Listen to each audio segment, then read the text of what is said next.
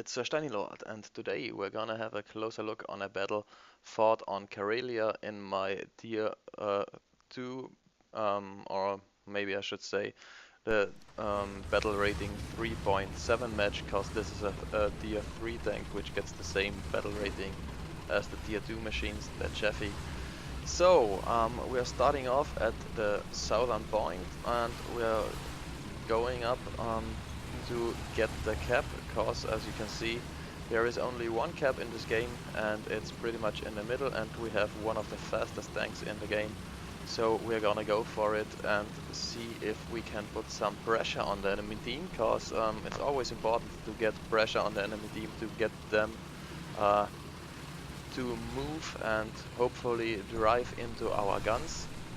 So we are rushing forward at this point of the battle, and as you can see, some enemies spotted, but we gonna go into this little ditch so the enemies can see us and can fire at us. This is a pretty safe route early on in the game to get up to the middle area of the map so we can get the spawn first. The spawn, hahaha, cap, I meant cap. So, we're going up the hill, as you can see, pretty slow, but always faster than other tanks. And that's the whole plan about it. And as you can see on the map, our team has barely moved out of the spawn area and concentrated in the middle of the map, which can be really deadly if the enemy gets some tanks up here and can put some flanking shots into our tanks. They are pretty much dead meat down there. Nevertheless, we're going into the cap circle, or in this case it's a cap square, and gonna go to put some pressure on. So as we start to cap, the enemy notices it and calls in artillery on us, which is exactly the right thing to do for them. But yeah, we will hold on till we get the cap and move out of there as quickly as possible. So we have the cap and we move out of there, so hopefully the artillery won't hurt us at all. So a little bit forward, and let's see if we can get some flanking shots into the enemy campers, which are basically yeah, have not moved out of the cap. Let's see if we can get some shots down there. I won't go too far out there, so I have the option to pull back if there is opposition firing back at me.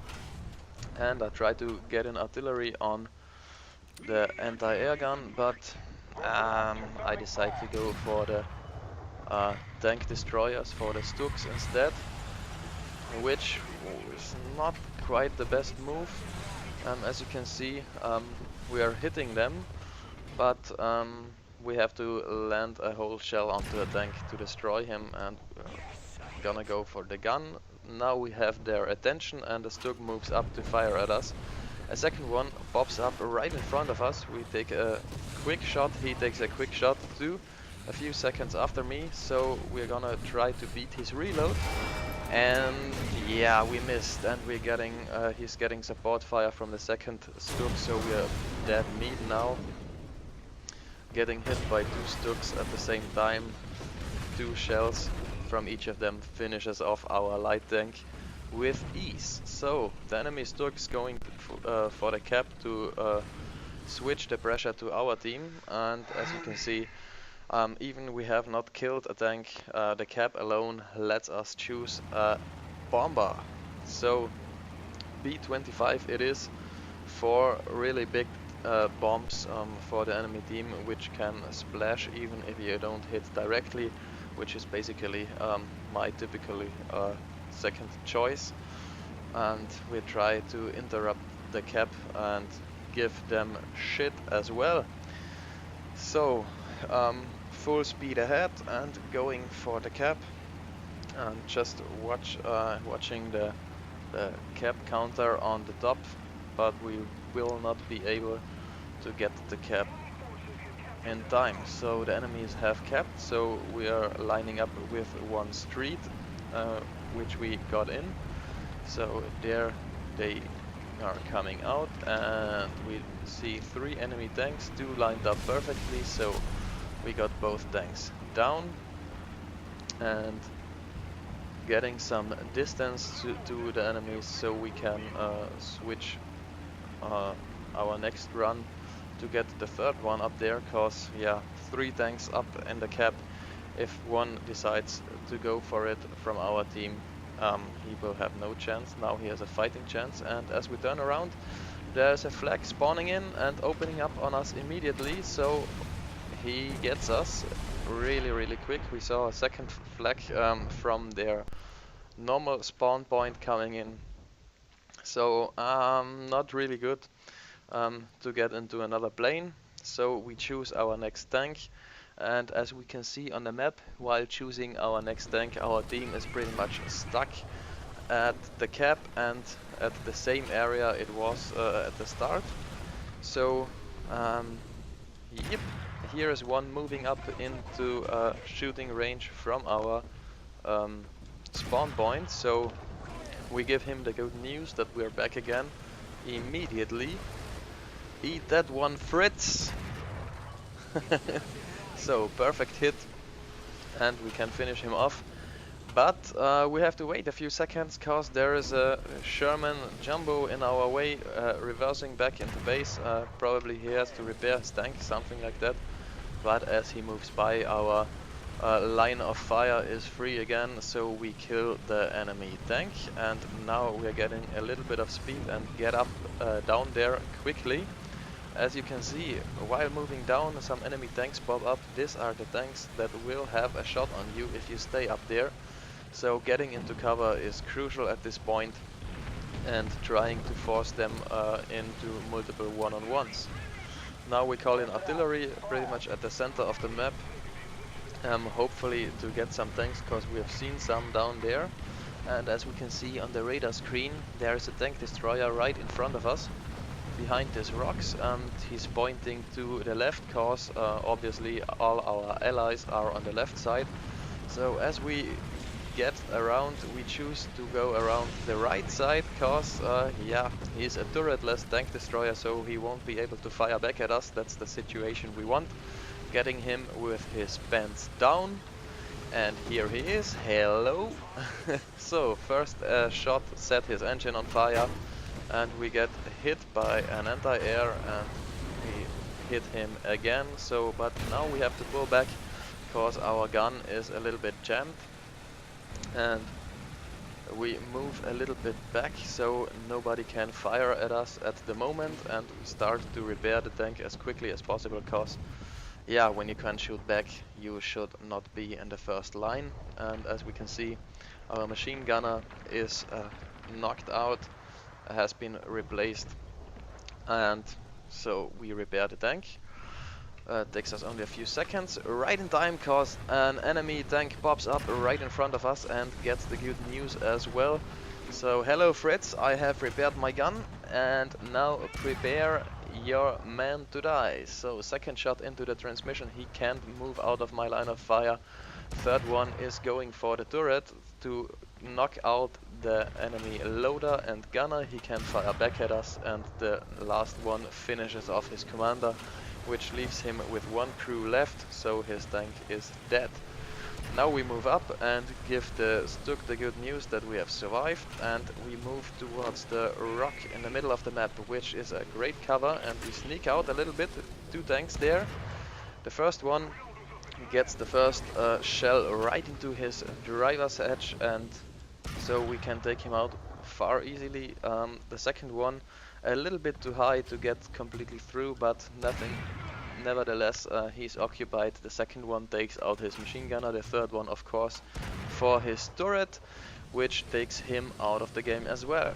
And as you can see, popping up right in front of us, going to our right side, is one tank, another one on our left side, so we have to get moving not to get caught in the crossfire. And another one pops up at our left side, and we see he's occupied, so we will try to take him out as quickly as we can, getting the second one in, and the first one got around our side and he jams our turret.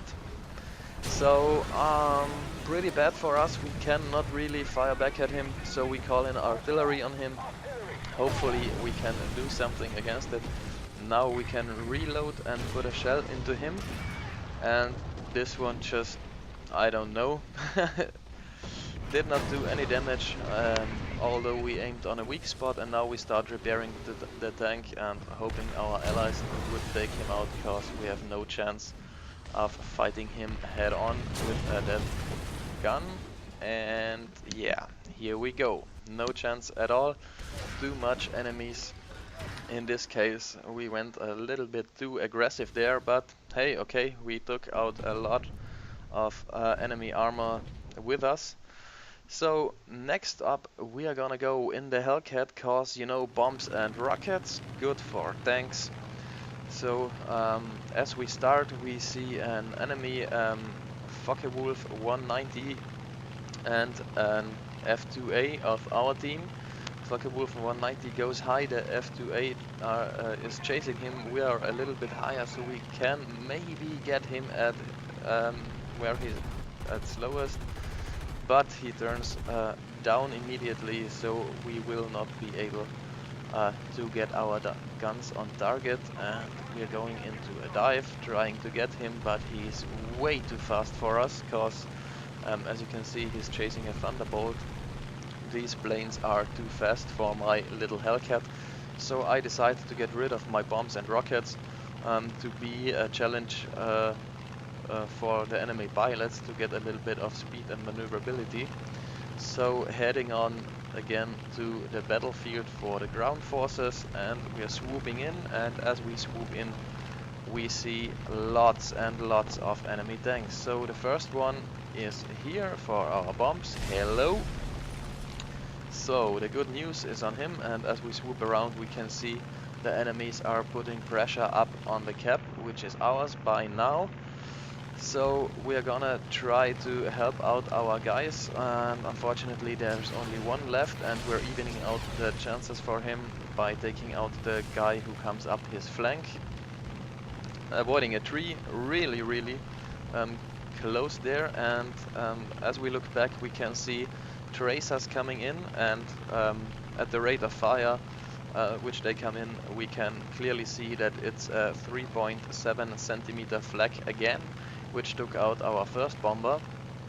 So yeah, we turn around, because 3.7 centimeter flags are absolutely devastating against bombers, but we are now in a fighter. We are much faster and more nimble, and pretty much very hard to hit for a flag with a low rate of fire. So we are going in for the Stuka dive bomber, because he's really a big danger for our team. So getting a few shots off, and he's already losing some water and cannot keep up with him as he pulls away. So we go for the flak instead, because it's a simple truck with people on it, and people do not react to machine gun fire this well. And as we swoop around, we see a Marder here, which is an open top tank destroyer, which also has a crew which reacts pretty nice against machine gun fire, so we take him out as well. And as we turn around for our next swoop, we see 4 enemy tanks. So you cannot kill enemy tanks of this size with your 50 cals, or you have to be pretty lucky for it, but we have tracers loaded and not armor piercing, so we have to get back and get some bombs and rockets for them. The enemy team is capping, so it will be really close or not possible, because when we look back we see our team is in planes, and there are 2 tanks and 1 anti-air left on the ground. Compared to the 4 tanks we saw, our tanks are pretty much outnumbered 2 to 1, and our anti-air gets hit as well, so there won't be much of a chance that our team is going to get back into this game. But there is only so much you can do without bombs and rockets in the Hellcat, so we go home to reload anyways, drop our landing gear, drop our landing flaps, reducing speed to get a really short landing, so we can get probably in the air and do something against it if our team will manage to interrupt the enemy's capping down our points. But hey, this will be a close one, if not impossible one. So we are stopped here, and as we stop, we can see it will take us a little bit of time to get back into the game. Over 20 seconds, not much you can do about it. So we're standing here, seeing our tickets drop, not being able to do anything against it, although we have points for another vehicles, stuff like that. But hey, there is only so much you can do at this stage. So there comes the point when we have rearmed and refueled our plane, but our tickets are down, and as we can see, when I hammer the throttle open to get off the ground, the game is over. So that's one perfect example of War Thunder saying, yeah, you may be a good player, but yeah, it's not enough. As we can see, we get a shitload of medals, eye for eye, one shot, Avenger, stuff like that, according to intelligence, professional, uh, all the good stuff, even heavy metal hero we get, and anti-mech as well, cause we have taken out 11 enemy tanks and done 2 assists for enemy tanks. But it still was not good enough, and everyone who plays War Thunder knows this. You can have the best games in the world and lose it, and you can have the most shittiest game in the world and you can win it. So there is that. As we can see, finished top on our team, and concerning to the points, top of the game. But hey, when your team is just crumbling at the same point of the map, yeah, you are dead. You have to maneuver, you have to get around the enemies, get some flanking shots off, fire when they're not able to fire back at you, stuff like that. Yeah, pretty much lost. Really good game we played there. We made a few mistakes in terms of target decisions and with the Jeffy first up, but we did our best, and as you can see, sometimes it's just not enough. So there's that for you. I think everyone can experience the same things in War Thunder, so be gentle in your comments and see you next time.